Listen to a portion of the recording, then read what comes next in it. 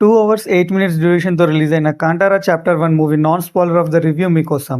Before thought story spoil చేయకుండా జెన్యూన్‌గా reviews తీసుకొస్తాం. సో సబ్స్క్రైబ్ చేసి లైక్ చేసేయండి. Now coming to the story.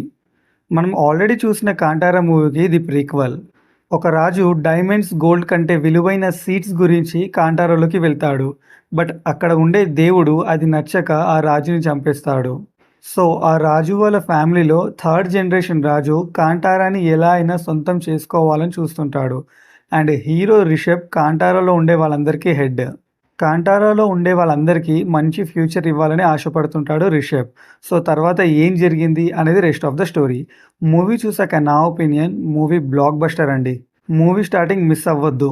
Surely they are taken us to the in the Kantara world. Strong world building. Technically movie అయితే వేరే level. VFX కూడా చాలా చాలా రియలిస్టిక్గా ఉన్నాయి. కామెడీ కూడా సిచ్యువేషన్కి తగ్గట్టు బాగా యాక్ట్ చేశారు. ఇంటర్వెల్ బ్లాక్ అయితే అదిరిపోయింది. అండ్ మూవీలో చాలా హైస్ ఉన్నాయి. సీన్స్ అని చాలా రిచ్గా ఉన్నాయి. డెఫినెట్గా ఈ మూవీ మీరు థియేటర్లో ఎక్స్పీరియన్స్ చేయాలి. యాక్చువల్లీ సెకండ్ హాఫ్లో స్టార్ట్ అయిన 20 మినిట్స్ తర్వాత స్టోరీ అయిపోయింది అనుకున్నా. బట్ అప్పుడే ఒక ట్విస్ట్ వస్తుంది. సో నాకు అప్పుడే అర్థమైంది స్టోరీ ఇప్పుడే స్టార్ట్ అయిందని.